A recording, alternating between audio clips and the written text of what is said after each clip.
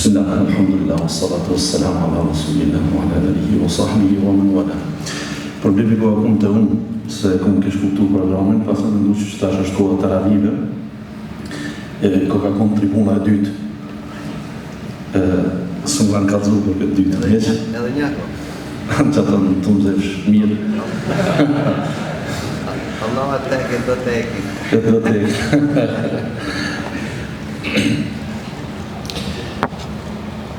Në fakt, fjalët më të mira janë fjalët e Kuranit dhe më të vërtet, edhe pse ndoshta nuk i kuptojmë direkt, frymëzohemi në namaz prej imamëve, prej hafizlerëve, kënaqshëm me zonën e tyre të bukur dhe përjetimi i ajetit të Kuranit.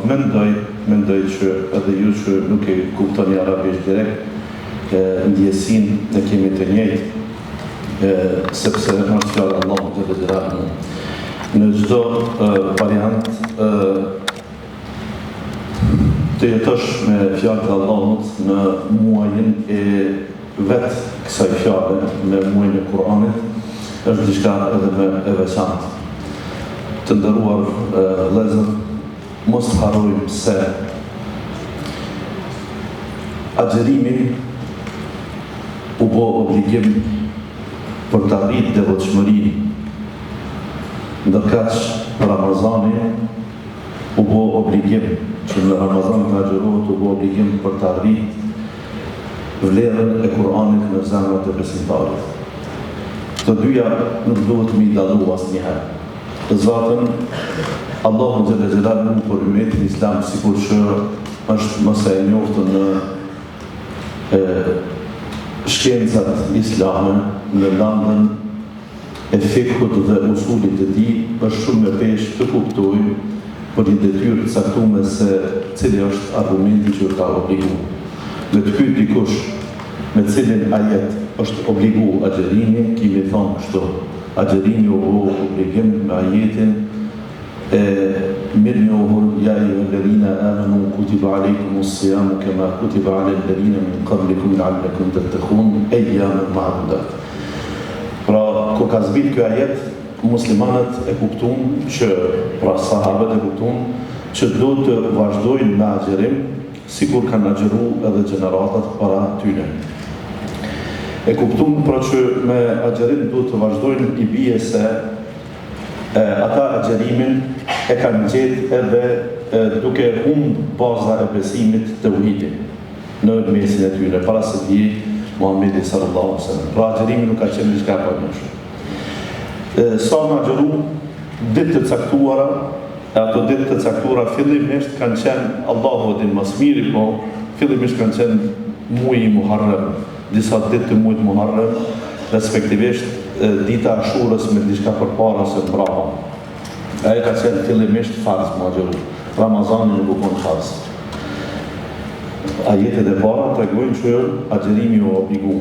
Ajeti që na tregon për Ramazanin specifikisht, e që tani na tregon që ato ditë të numëruara nuk janë me ditë, po bëhen muaj, është ky ajeti i dytë, shahru Ramadan alladhi unzila fihi al-Qur'anu hudan lin-nasi wa bayyinatin min al-huda wal-furqan.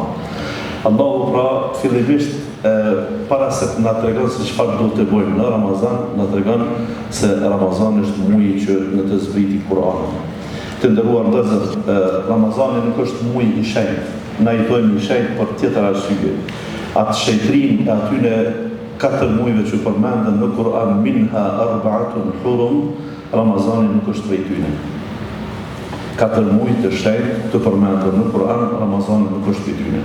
Ata janë muaji Rajab, muaji Shawwal, muaji Dhul-Qa'da, muaji Dhul-Qa'da, muaji Dhul-Hijja dhe muaji Muharram. Shawwal nuk është. Pra, në renditje janë muaji i parë, muaji i 7, muaji i 11 dhe muaji 12. 3 janë radhazi, 11, 12 dhe 1, ndërkaq muaji Rajab është në veti, pra muaji 7 kanë ata muajt e shenjtë. Muaji Ramazan në renditjen kalendarike është muaji i 9. Muaji i 9 që i vjen as është i pari, as është i fundit, po as është i mesit. Me marrë me këshyrë në asnjë aspekt nuk duket që është i veçantë, po veçantia e tij është Allahu po tregon qartas, është zbritja e Kuranit. Ndonjëherë kur ka qef dikush me kallëzu që në Islam manifestimet lejohen, përvjetoret lejohen, kemi qef ka në ditëlindje me ditë në argumentim për to, zakonshëm do të kemi kujdes, pas gëzojmë me legjitimu diçka që nuk është me bazë të pasat, por Allahu Gjelle Gjelaluhu në fakt Ramazanin sikur të tillë e beson. Pra, muji që ka zbrit në të Kur'anit duhet të veçohet. Me çka të veçohet ky muj? Allahu Gjelle Gjelaluhu e tha فَمَنْ شَهِدَ مِنْكُمُ الشَّهْرَ فَلْيَصُمْ. Kjo është argumenti bazik me cilin obligohet agjerimi i Ramazanit. Kush është gjallë, kush prezanton në këtë muaj, le ta agjeroj atë tërësisht. Vëllezër të nderuar, këto dyja zoten shkojnë paralelisht. Nëse i analizojmë edhe në për ajete dhe në për hadithe, muji i Ramazanit ditën e ka agjerimin që është farz dhe shtyllë e Islamit, natën e ka namazin e taravis që është sunnet dhe nuk është farz. Nëse i marrë me këshyrën për farz edhe sunnet, dallimi është shumë i madh. Nëse i marrë me këshyrën të efekti çfarë është, i dërguari sallallahu alaihi wasallam në 2 respektivisht në 3 hadithe e thot tekstin e njëjtë me ka një fjalë dallim. Men same, men qame, edhe men qame lejlet qadr. Men same Ramadane imanen wa ihtisaben. Kush agjeron Ramazan me iman dhe para llogaritje për sevapët dhe shpërbimin e tij, ghufira lahu ma taqaddama min dhanbi, i falën mëkatet që i ka bërë më herët. E njëjtë është edhe kush e ngjall natën e Ramazanit. Me agjeru farzin, i shlyn mëkatet që i ka bërë më herët. Me e ngjall natën me nafile, i shlyn mëkatet. E kjo i vjen që të rradhaj në këto raste, si me veprën që është farz dhe shtyllë e Islamit, si me veprën që është nafile, efektin me mrit njëjtë. Pra, sikur po a thojmë kështu. Ti 5 ditë t'javë me shku në punë, edhe në shtunën me shku vullnetarisht, e dikush me thonë sa 5 ditë që punon, qaq në shtunën me pas rrugën e njëjtë. Dhe më thonë, a ka kësi llogaritë. Ose në nxënësit në shkollë mi thonë, sikur ato 30 orë në javë që i ki obligim me marrë pjesë në mësim, si në orët shtesë ose orët plotësuese që janë vullnetare për ty, nëse ti dën me ardhë ose me shku me një kurs, e ki njëjtë diplomën barabarë. Pra, kjo nuk imagjinohet tjetë në diçka tjetër përpos me atë që Allahu Gjelle Gjelaluhu me ka dhënë të mundshme me arritë. Mirësinë tëna unë, por ajo që po du me thonë, që ka ardhur pastaj edhe në hadithin tjetër, 2 që do t'jenë shefatxhi, ndërmjetësues në ditën e gjykimit, janë agjerimi dhe Kur'ani.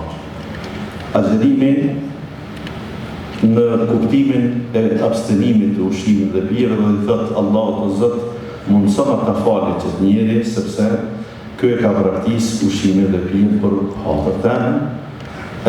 Kur'ani, ky Kur'ani është shumë interesant, këtu kur përmendet është Kur'ani krejt, po me tekst dhe qanë që ky Kur'ani natës të ja këmë prish gjumin.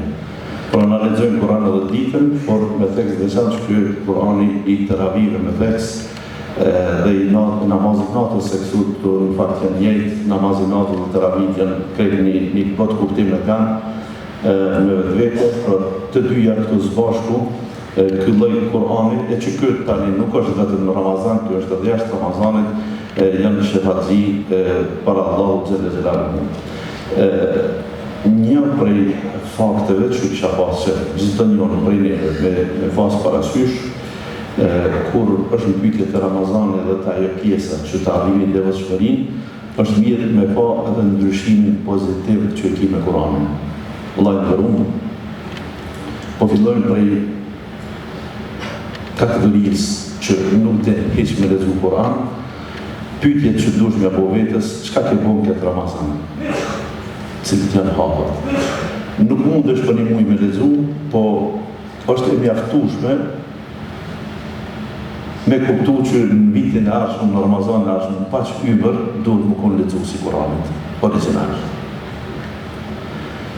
Ti që din me lexu Kur'an, dhe ke lexu ka pak, mja boni obligim vetës, një llogaritje vetës, me thonë çka bona si vjetë.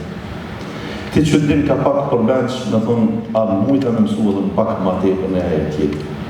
Ti që ke bodi disa herë hatme, atëherë me domos, edhe këtë mos harëm. A ke bo në herë hatme, shqip, qysh. Jo në kuptim të vlerës së leximit, por në kuptim të vlerës së shpërblimit. Mos harëm sidomos ju intelektual që jeni të librit të leximit, nuk do të mjaftoheni me leximin e Kur'anit vetëm. Këta dhe hoxhës do të mjafton, cilit dhe hoxhë. A ke lexuar Kur'anin me një Ramazan me tefsir? Se cilit ajet me shku kapak me këshyrë. Nëse i den, ani kujtoj se s'bot beti me lexu dy herë. Nëse se den, e merr një kuptim të ri dhe kësisoj pra më konë një lexues ndryshe i Kur'anit në këtë Ramazan të krahasu me Ramazanat tjerë. E rëndësishme, Ramazanit do të më najlon të rrema. Ramazanit do të më najlon të meta në datojzave, i shkon mirë me najlon që të rremin e leximit Kur'anit edhe jashtë edhe vullnetarisht, nëse s'muj me pot njëtin intensitet, të mos e harrojmë pra të paktën një lloj tempo që do ta kishim ngadalësuar ndoshta nga pak, por jo me ndërprej krejtësisht. Sallallahu ala nabina Muhammad walhamdulillahi rabbil alamin.